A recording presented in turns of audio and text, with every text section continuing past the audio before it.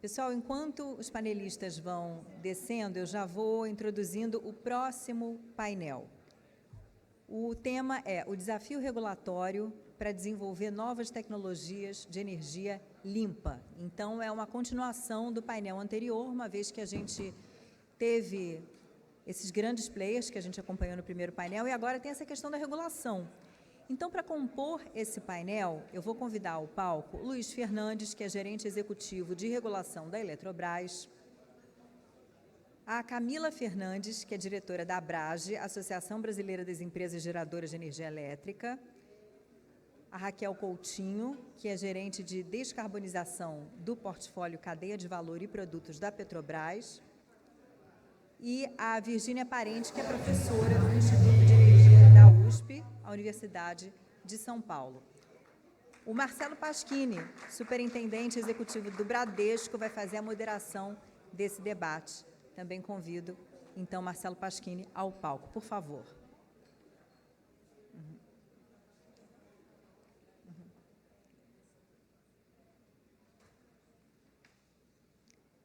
Estão todos aí? Falta alguém? Vamos lá.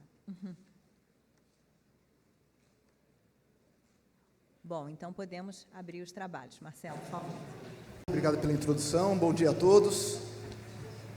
A gente já tem ouvido bastante aqui falar sobre toda a questão de produção de energia renovável no Brasil. A gente sabe que nos últimos anos a gente conseguiu estar ali entre 85%, 90%, às vezes 92% da geração de energia elétrica a partir de fontes renováveis. De fato, a gente tem visto um crescimento bastante grande da geração de energia renováveis, principalmente da energia a partir de fontes solares, fontes eólicas.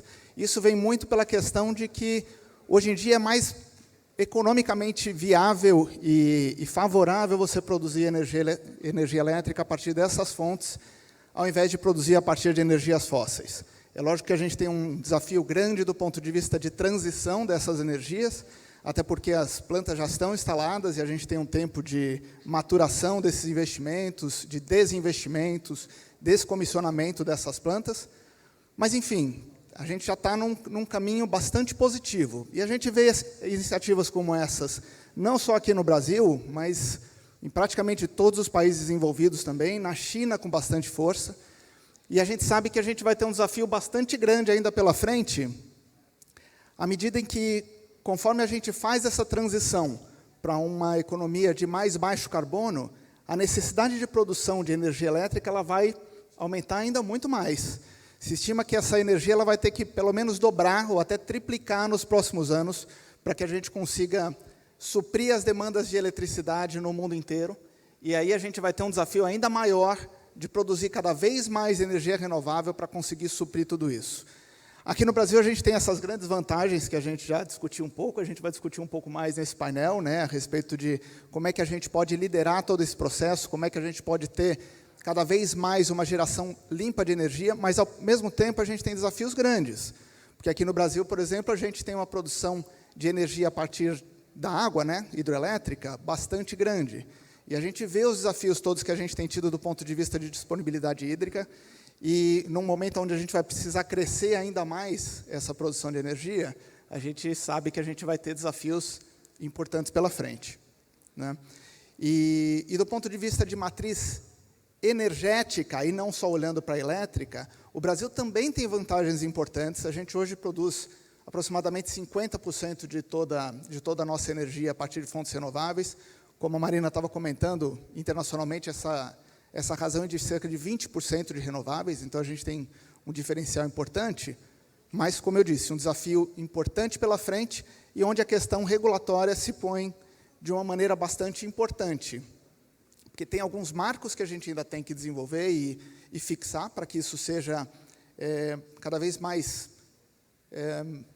praticamente importante para as empresas desenvolverem e que elas tenham segurança de como é que elas vão fazer os investimentos e que esses investimentos, de fato, vão maturar ao longo dos próximos anos. Então, com isso, eu vou começar aqui as discussões do nosso painel. Vou começar aqui pelo Luiz Fernandes, da Eletrobras. E pensando mesmo nessa questão dos desafios regulatórios, né, Luiz? Como eu falei, a gente tem alguns desafios importantes e a Eletrobras é uma das principais geradoras que a gente tem energia aqui no Brasil.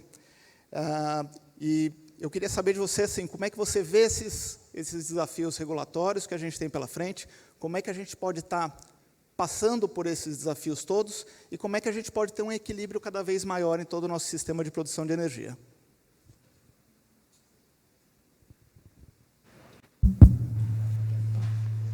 Bom dia a todos, é um prazer muito grande estar aqui com vocês. Cumprimento aqui todos os colegas de painéis, em especial a doutora Camila aqui, que recentemente ingressou o quadro da associação, da Abrage, e vem desempenhando um ótimo trabalho lá pela associação. Bom, os desafios regulatórios de fato são enormes. A gente está numa etapa que precisa fazer um freio de arrumação no setor, né?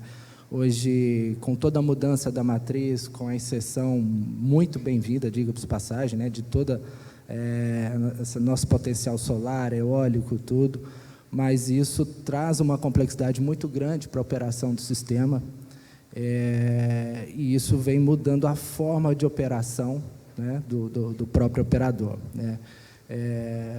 Hoje, recursos, né, de controlabilidade, despachabilidade, flexibilidade são cada vez mais exigidos pelo operador. Hoje, a hidrelétrica, para ter uma noção, ela é uma das principais provedoras do serviço de flexibilidade para o sistema. Esse serviço ele sequer é reconhecido na regulamentação. Então, precisa ter um freio de arrumação, verificar essas questões que hoje não precisa desse ajuste, né? Para você ter uma base, no final do dia, né, quando a gente tem um aumento da carga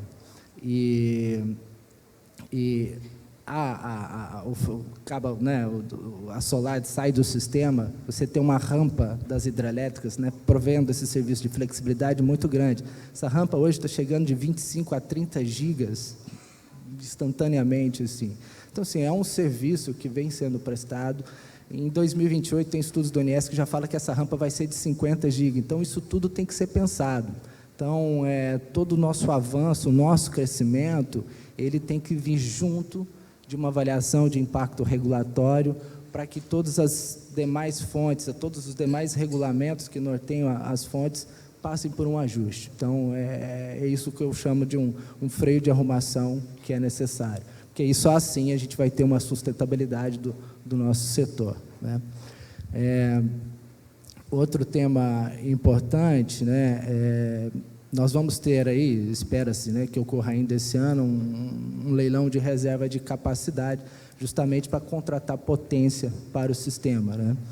Vai ser a primeira oportunidade que as hidrelétricas poderão participar com a ampliação dos seus parques geradores,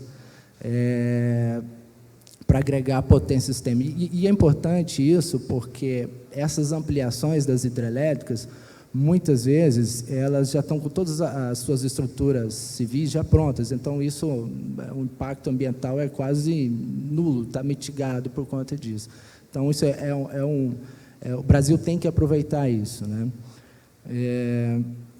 Dentro ainda das questões dos desafios regulatórios, o próprio aprimoramento dos serviços ancilares, né, que vem sendo prestado por diversas fontes, isso vai possibilitar a inserção aí de novas fontes, baterias, agregando diversos outros tipos de serviços necessários para o sistema, né? É um tema que a Agência Nacional de Energia Elétrica já vem estudando e esperamos que isso tenha um desdobramento no curto prazo. Recentemente tivemos aí a aprovação do nosso marco legal do hidrogênio, um marco significativo para o nosso mercado, nosso caminho aí para a transição energética, né, um acelerador. E agora cabe à ANP a regulamentação, o desafio, né, para toda a regulamentação, vai ter a oportunidade ali de criar condições para a gente ter um mercado perene e sustentável também, desenvolvendo toda a cadeia em torno disso daí, né? Bom, enfim, assim, a Eletrobras está engajada, está acompanhando todos esses temas. A gente vem participando de diversas consultas públicas, participando no Congresso de vários debates, justamente no aprimoramento, na inserção dessas novas fontes, buscando aí a transição energética. Muito bom, Luiz. Você me deixou um gancho bem importante aqui em relação às hidrelétricas para eu fazer uma pergunta aqui para a Camila, que é a respeito de como as hidrelétricas elas se colocam nessa questão de equilíbrio em relação às fontes mais intermitentes, né, em relação às fontes que são renováveis. Como é que a gente consegue fazer esse equilíbrio a partir das hidrelétricas? Bom dia, pessoal. Marina, muito obrigada, viu, pelo gentil convite. Obrigada também à profissional que nos complementa aqui com a tradução em Libras. E a pergunta, Marcela, é muito boa, porque, historicamente, né, desde o início do setor elétrico, são as hidrelétricas, foram, por século, inclusive, as únicas responsáveis pela geração renovável no Brasil. E isso mudou recentemente, né? A partir de 2006, as eólicas surgiram na nossa matriz e tiveram um boom a partir de 2014. Mais recentemente, as solares, né, 2017, praticamente surgiram e tem um crescimento exponencial e formidável. E hoje, eólica e solar representa 33% da nossa capacidade instalada. É bastante coisa, é pujante isso. E a mudança da matriz tradicional hidrotérmica para essa matriz diversificada que a gente tem hoje, ela precisa ser bastante comemorada. Mas ela também traz desafios. E os desafios eles são tanto de ordem física da operação do sistema e também de ordem comercial. E por quê, né?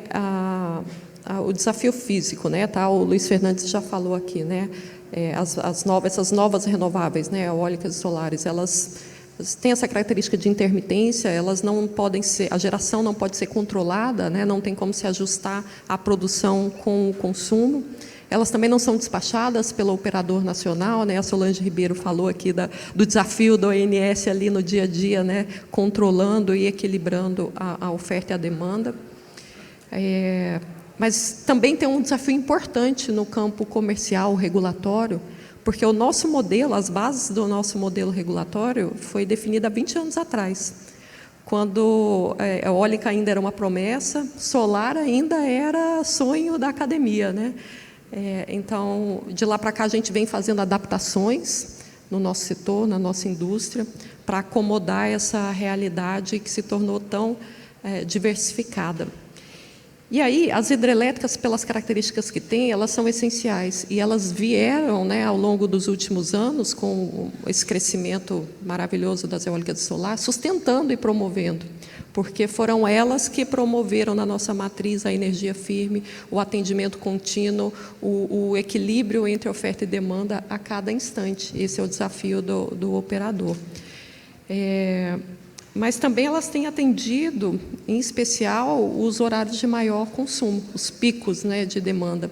E aí, não precisa explicar muito, mas a partir das 18 horas a produção solar é nula, e todos nós queremos ir para casa tomar nosso banho quentinho, né, e fazer os outros usos de energia elétrica que precisamos como um serviço essencial. Mas, afora essa questão do físico, do aspecto físico e comercial do setor, e falando, né, em transição energética justa em especial, as hidrelétricas elas têm um passado na tradição do setor elétrico, mas elas também fazem parte do futuro. A gente precisa aliar a tradição com a inovação, e não tem como dissociar as hidrelétricas do setor elétrico brasileiro, né? Como não falar do Rio São Francisco no setor elétrico brasileiro, e como não falar das hidrelétricas combinando, sustentando as eólicas e solares. Para ter uma transição justa, então, esse tipo de fonte presta serviço como... elas são estruturas de mitigação para eventos climáticos extremos, reservam água para atravessarmos as secas e mitigam os impactos da cheia e das enchentes. Elas promovem segurança alimentar pela irrigação, pela piscicultura, pela qualidade da água que cuidam. Elas promovem segurança hídrica também para abastecimento humano, dessedentação humana. E tem uma vida útil longuíssima, secular, com um ciclo de vida muito especial e sem mitigação de carbono. Então, Esses são aspectos que colocam as hidrelétricas de forma complementar e aliada às novas fontes renováveis nesse caminho de transição justa. Muito bom, obrigado. E pensando em expandir um pouquinho mais essa discussão, né, indo além da geração elétrica, pensando na geração de energia de um modo geral, a gente sabe que aqui no Brasil a gente tem ainda uma dependência grande, né, do ponto de vista de outras fontes de energia, em particular óleo, mas também gás, enfim, de uma série de outras fontes, né? Então, fazendo uma pergunta aqui para a Raquel. Raquel, como é que você enxerga a Petrobras nessa trilha de descarbonização? Que outros tipos de iniciativas vocês têm do ponto de vista de redução das emissões que a gente tem? E quais os principais desafios regulatórios que você vê nessa agenda? Obrigada, Marcelo. Bom dia a todas as pessoas. Queria agradecer aí Marina, Viviane e Aline pelo convite de estar aqui, Marcelo também. Falar um pouquinho de como a Petrobras encara esse desafio de prover serviços energéticos com menos emissão, né? A gente observa isso como um desafio amplo, seja qual for a fonte de energia ou o serviço energético que vai ser provido para a sociedade, para a indústria, precisa ser feito com responsabilidade ambiental, com inclusão e minimização de vulnerabilidades sociais, ao mesmo tempo que estimule a competitividade dos setores. Então, a gente conseguir fornecer um serviço energético com excelência técnica, com excelência em custo e excelência ambiental, é nosso desafio mais perene. Seja ele uma fonte provido através de uma fonte de energia fóssil ou através de outras fontes de energia. A gente observa que essa dependência, como muitas vezes a gente chama, ela é vista pelo aspecto negativo do copo meio vazio, mas, na verdade, é uma grande oportunidade que o país tem, e a transição justa ela passa pelo direito do país explorar suas fontes energéticas para garantir o bem-estar e o serviço energético acessível para a população, para a competitividade da sua indústria, para o desenvolvimento do seu país. Então, a gente entende que reduzir as nossas emissões operacionais em busca da excelência nesse provimento de energia é um desafio que a gente vem encarando há mais de 20 anos. Então, a gente tem um inventário, a gente tem gestão de emissões há muito tempo, trazendo um pouco de resultados, né, de 2015 para cá, né, então, aí, nos últimos 9 anos, a gente foi capaz de reduzir 40% das nossas emissões operacionais, mesmo com aumento de produção. Então, o nosso ganho de eficiência na produção e no refino e na produção de energia termoelétrica, ela é tão grande que nos permite oferecer esse serviço energético, esse serviço energético fóssil com, obrigada, Marcelo, com menos emissão.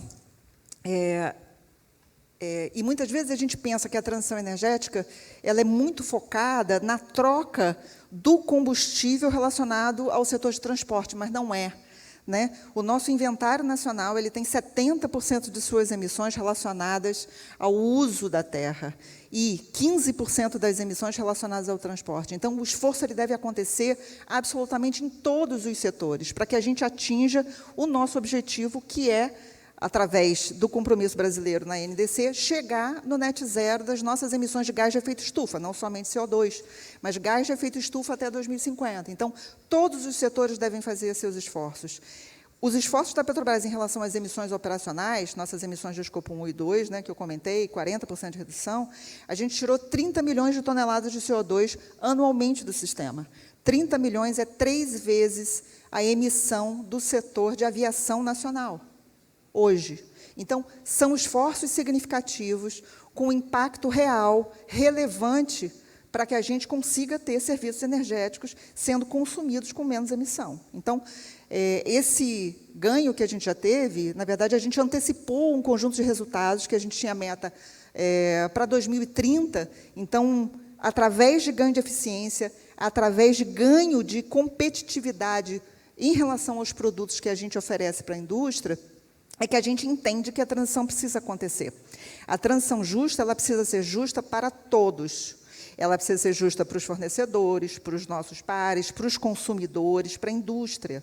E ela, de fato, ela só acontece quando ela traz competitividade.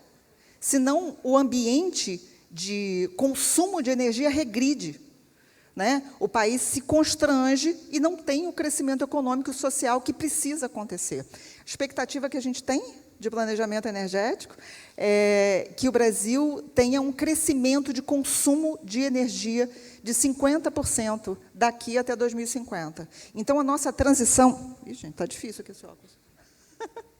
Obrigada.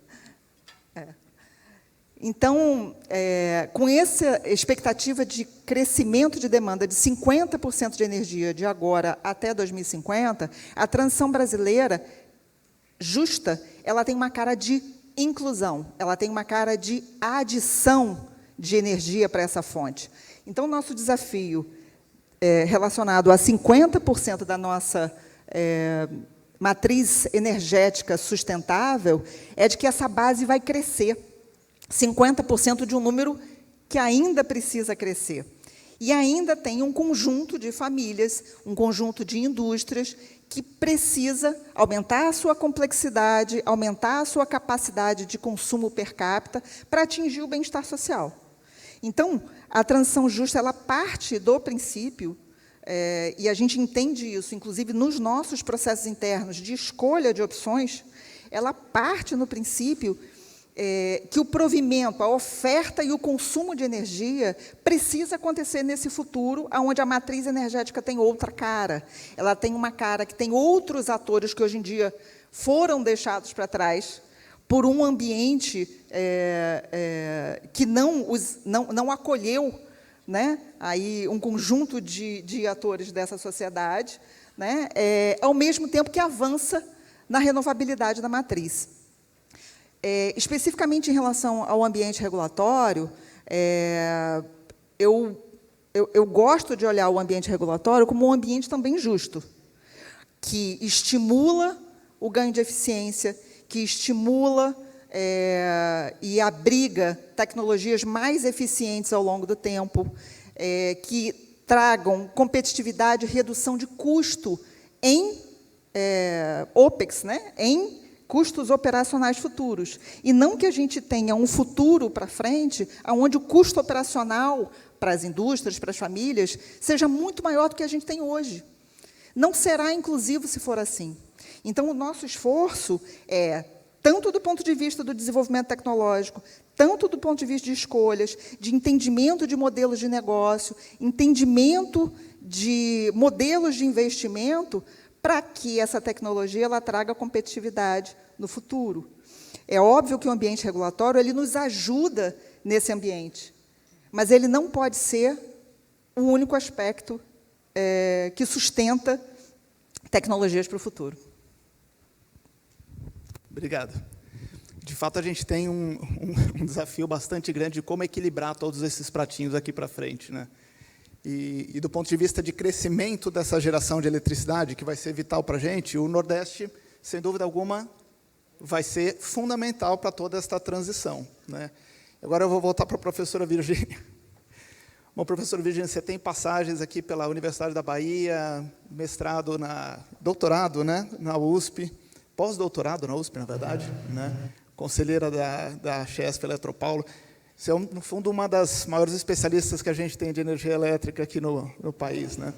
E queria aproveitar essa experiência para te fazer uma pergunta a respeito dos aspectos regulatórios para a geração de eletricidade aqui, especialmente na região, mas de uma forma geral para a energia renovável no país inteiro. Como é que você vê esses nossos principais desafios? Como é que a gente pode superar esses desafios?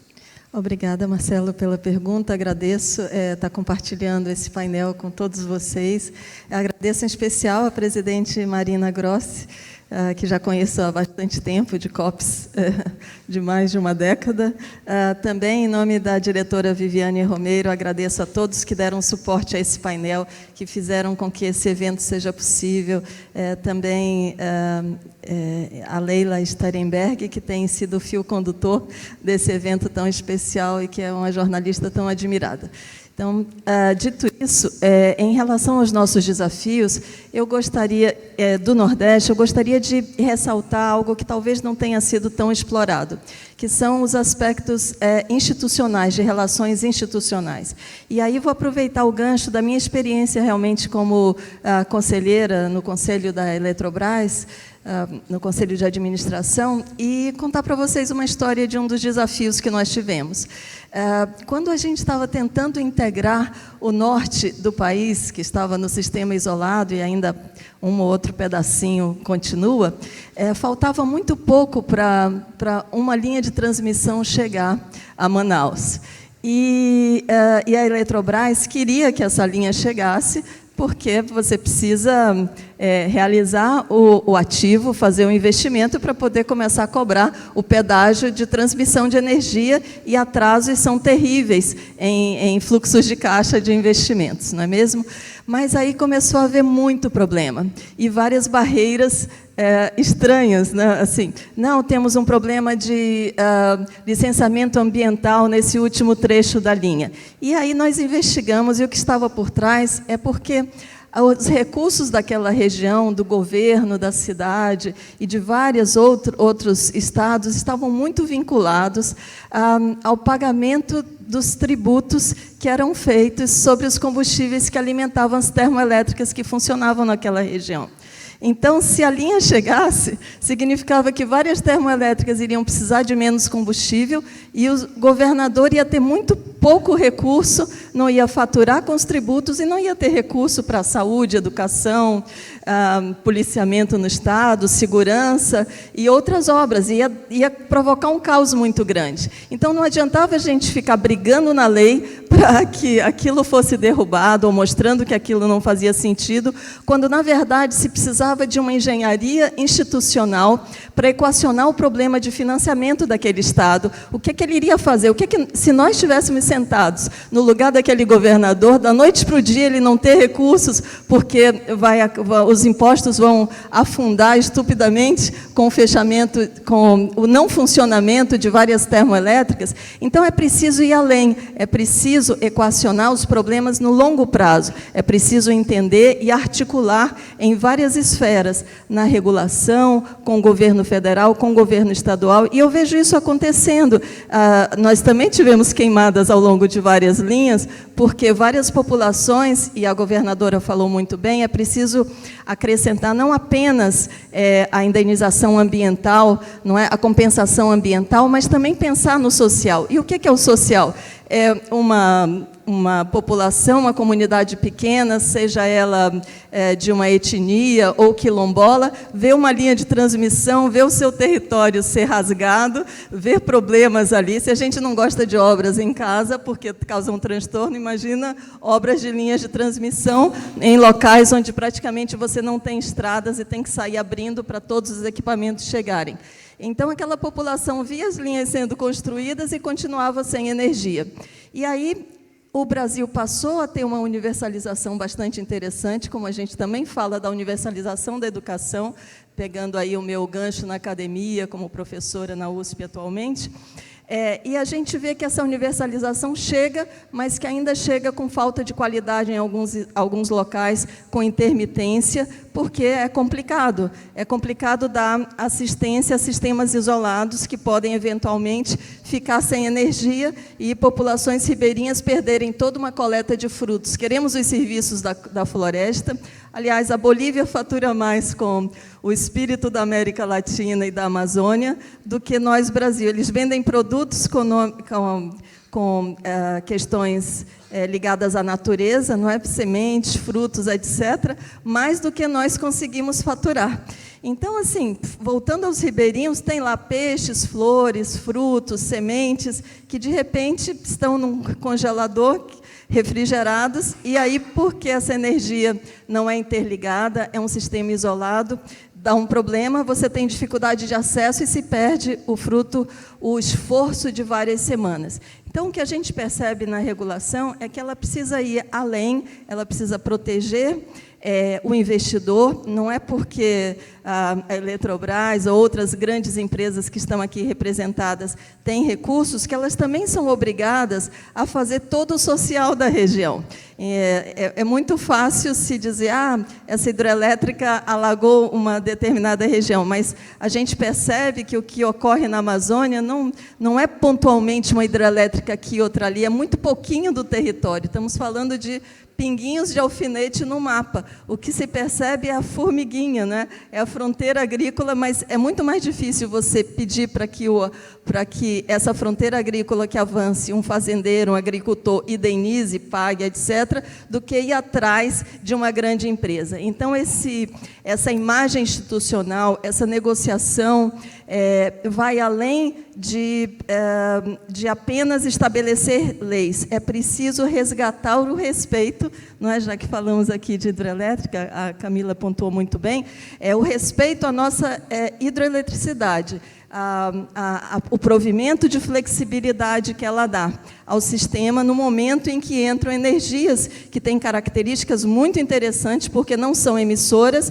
mas que não têm inércia, que precisam de alguém que faça um ramp-up, não é? Uma subida rápida no momento de calmaria nas naus de Cabral, nos ventos que sopram em um parque eólico em outro, no momento em que nuvens ou que o tempo fecha em determinadas regiões e não temos solar nem nos dias que gostaríamos de ter.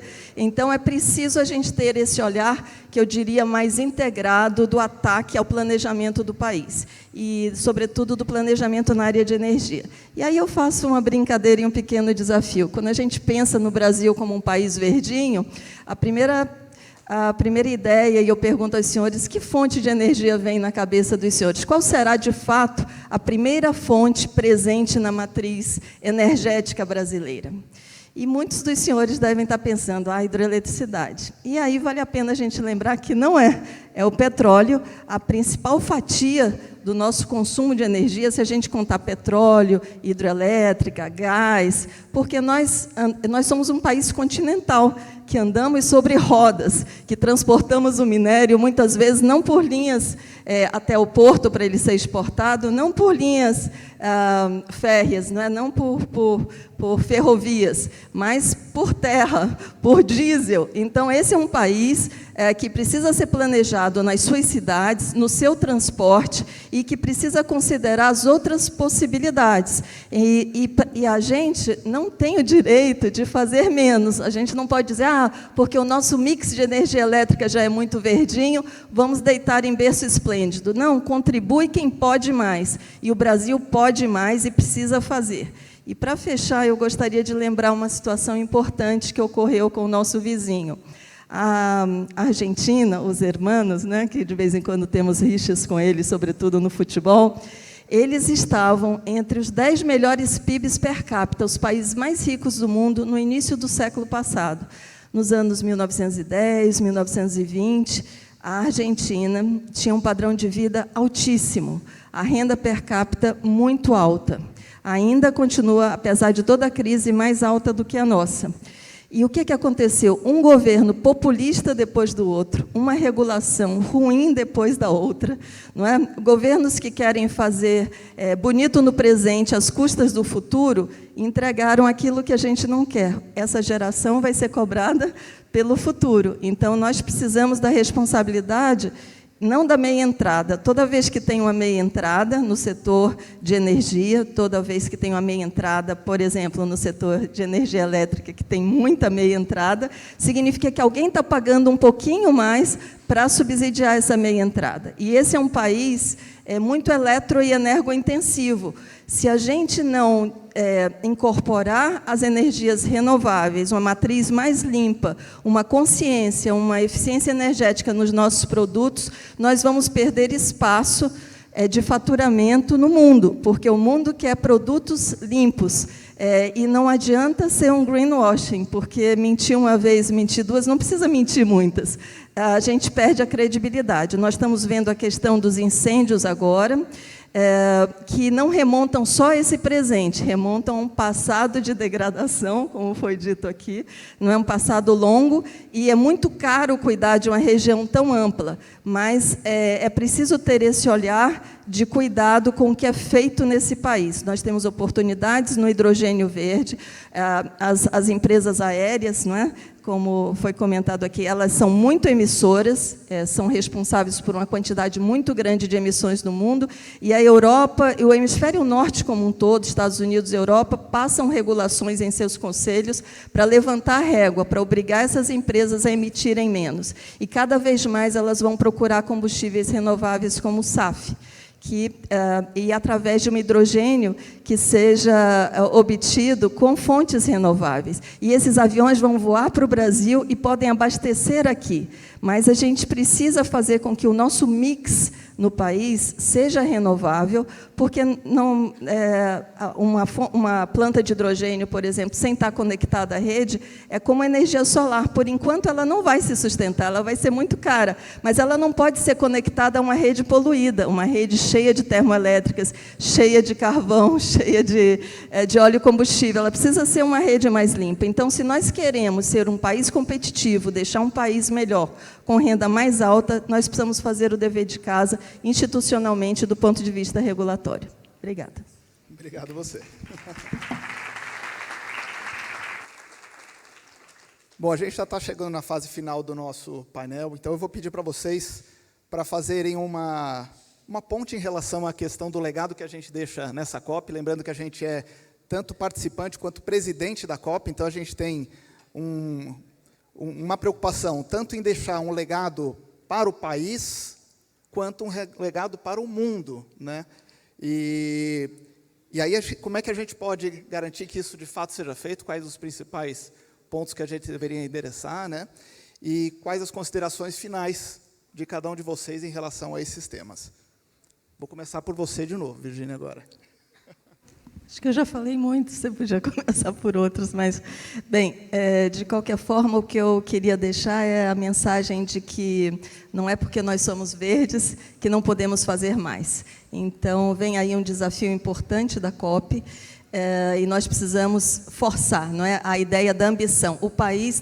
O Brasil é um país que está muito no holofote, porque ele consegue conversar com o hemisfério sul todo. Ele é um país que, para muitos, uma vez eu escrevi um artigo, e o revisor, toda vez que você manda um artigo para um journal bacana, os revisores começam a analisar se o artigo está bom mesmo ou não para publicar. E um dos revisores disse, como é que você está dizendo que o Brasil é um país menos desenvolvido? Pois é, depende de onde o revisor esteja. Provavelmente esse estava na Índia ou na África, que olha para a gente como um país desenvolvido. E aí eu disse, olha, nós não somos da OCDE, nós não estamos entre os 20 melhores países do mundo em termos de condições sociais. Mas nós somos, então, vistos como esse país de ligação, e, por isso, temos um papel fundamental e temos que aprontar essa COP muito bem e temos que mostrar que as coisas que estão acontecendo no Brasil são em função de um mundo melhor e que não estamos só fazendo o mínimo ou confortáveis porque temos um mix energético limpo, mas que nós estamos indo além. Então, acho que essa seria a mensagem que eu gostaria de deixar. Obrigada. Obrigado a você. Vou continuar com você, Camila. Vamos lá. Quem é professora da aula, né, Virgínia? É isso. Como legado do papel de presidente, acho que o Brasil poderia sustentar um compromisso local e global. E esse debate sobre mudanças climáticas, sobre, principalmente, solução para os problemas ambientais, eles precisam ser endereçados a partir das características de cada local, né, específicas de cada país. E o Brasil tem características muito especiais, né, com vantagens para a gente oferecer ao nosso povo e ao globo também. E aí, como participante, eu acho que a gente poderia, sim, deixar um legado de exemplo. O nosso povo é, por origem, ligado à natureza, né? Acho que a nossa ancestralidade indígena nos dá esse lastro. E a gente tem exemplos concretos aqui de como viver de forma sustentável. O setor de eletricidade é um belo exemplo, né? A gente tem 86% da matriz renovável, com níveis de geração de produção de energia maiores ainda. Então, a gente tem como dar exemplo. E tem como seguir, né? Avançando para a eletrificação dos transportes, dos processos industriais que ainda são baseados em combustíveis fósseis, ampliando o uso de outras energias renováveis, combustíveis como o etanol, biodiesel, biogás, e também a partir de novas fontes de armazenamento de energia, não só as baterias, como exemplos de produção nacional, né? Alguém lembrou aqui da Moura, mas também das nossas baterias de água, que são nossa tradição. As usinas hidrelétricas reversíveis são uma possibilidade tecnológica viável e já muito usada pelo mundo. A gente tem centenas de plantas em operação pelo mundo, um Brasil em capacidade instalada, mais de 200 gigas de capacidade instalada em usinas hidrelétricas reversíveis, e é uma fronteira tecnológica que a gente não pode deixar de exercer. E também os novos vetores energéticos, né, que têm aí um potencial muito amplo, como o hidrogênio de baixo carbono. Mas, como mensagem final, eu gostaria de dizer, assim, na minha humilde opinião, que a nossa força está na união, está na complementariedade das nossas energias, está no gostar do novo, né? O brasileiro gosta do novo, da inovação, está na fé e na resiliência do nosso povo. E, como disse a grande governadora Fátima Bezerra, a gente precisa transformar memorandos em notas fiscais. E como diria também um grande nordestino vizinho aqui, um paraibano, vamos embora, minha gente. Vamos embora sem demora, vamos para frente, porque para trás não dá mais.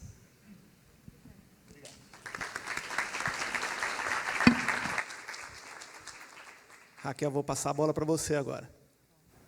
Obrigada. Gente, eu acho que a COP30, né, ela vem aí numa trilha de esforços, né, e desde a condução brasileira do G20, né, que eu acho que já foi comentado aqui, mas eu vejo isso tudo como um grande esforço conjunto que vai culminar ali com um ambiente muito positivo da COP30 aqui no Brasil. Tem uma expectativa muito grande de todos nós, enfim, do mundo todo sobre isso. A forma com que o Brasil vem conduzindo as discussões dentro do G20, né, que aspectos ele trouxe ali como aspectos principais que precisam ser endereçados com propostas materiais, e que tem ali no coração da discussão a justiça e a transição energética justa, né, a solução real para a pobreza energética, ela certamente vai trazer ali para a COP30 um olhar do social associado às questões energéticas, talvez de uma forma mais forte ainda do que a gente tem visto nas últimas COPs. E acho que esse conjunto de esforços, desde o G20 até a COP30, e a construção, as discussões, os grandes acordos nacionais para fazer com que o Plano Clima, de fato, seja implantado, ele não seja só um plano, mas, de fato, a gente tenha metas e tenha uma concertação nacional para que a meta, de fato, seja implantada, inclusive os meios de implementação para que isso avance, vão culminar ali na COP30. Então, o legado, na verdade, ele está sendo construído desde já, né, com os esforços e as possibilidades, de fato, do Brasil assumir metas ambiciosas, mas possíveis, com alavancas que tragam competitividade e inclusão social ao longo do tempo. Então, a discussão das metas, uma eventual revisão de meta 2030 ou uma nova meta indicativa 2035 para as emissões, ela tem avançado no país. A gente espera aí que até novembro e até fevereiro o país avance com essa proposição desse conjunto de metas e planos, né? Ontem mesmo a gente teve o lançamento do Plano Nacional de Transição Energética, né? Com um grande acordo para que aquilo, uma grande busca, um esforço para que aquilo de fato funcione, né? A gente vai conseguir ver isso se movimentando no tempo. E existem, eu acho, que alavancas fundamentais para que isso aconteça, tanto no ambiente regulatório, quanto no ambiente de esforços do setor privado, né, falando um pouquinho aqui sobre os esforços da Petrobras. Então, o mercado regulado de carbono ele é absolutamente fundamental. É onde o orçamento de carbono, traduzido em metas setoriais, ele vai ser traduzido ali num plano de alocação daqui a 2, 3 anos. Então, essa ferramenta que traz ali o comando e controle, ele é absolutamente fundamental e faz o direcionamento para o ganho de eficiência, e não para a implantação de tecnologias a qualquer custo, com repasse de custo. O repasse de custo não traz esse modelo de desenvolvimento, de justiça, para o avanço da matriz energética, no sentido de maior renovabilidade e no sentido de inclusão, de aumento da capacidade de consumo de energia. Então, são esforços que precisam acontecer para que esse plano saia do papel, né? A gente vê aí também com muita clareza, né, de relevância nesse ambiente futuro, a própria implantação de marcos regulatórios e planos específicos, né, e metas relacionadas à tecnologia de CCS. Não só a captura relacionada a fontes estacionárias relacionadas à produção de fósseis, mas também relacionadas à produção de biocombustíveis, que muitas vezes têm custos ainda mais baixos por características mesmo da produção, né? Esse ambiente onde a eficiência energética, a eficiência das soluções tecnológicas, ela é abraçado pela política pública, ele precisa ser estimulado.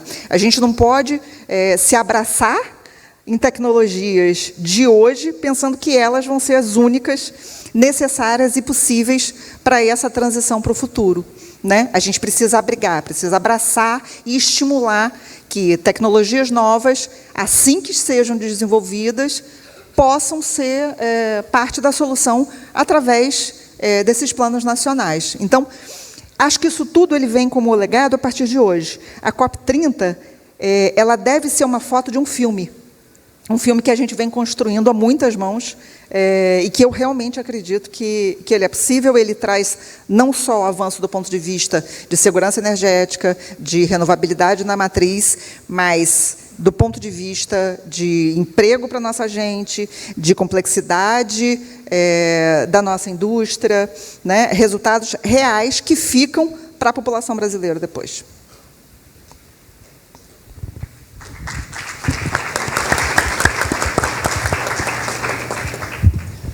Bom, vou ser breve aqui. Eu acho que o nosso país está no caminho certo. A gente tem que tomar o cuidado para, de fato, não deixar uma conta, não impor uma conta, né? Ela tem que ser sustentável, né?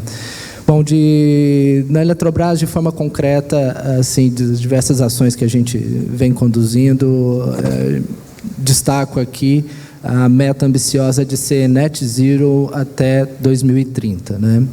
E como a Eletrobras, né, vai fazer isso, né? Então, ela pretende aqui reduzir 90% das suas emissões totais, né, em relação a 2023, e compensar no máximo 10% das suas emissões, né? Essa estratégia ela passa. Hoje nós temos ali 97% do nosso portfólio, né, de geração, ele é de energia limpa, né? E estamos aqui num processo de desinvestimento das nossas usinas térmicas, né? Estamos concluindo esse processo.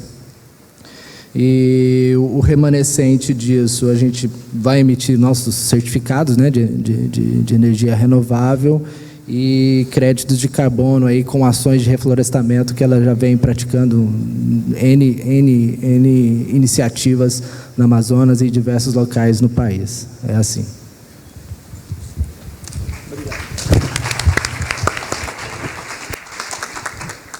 Bom, pessoal, a gente conclui agora o painel.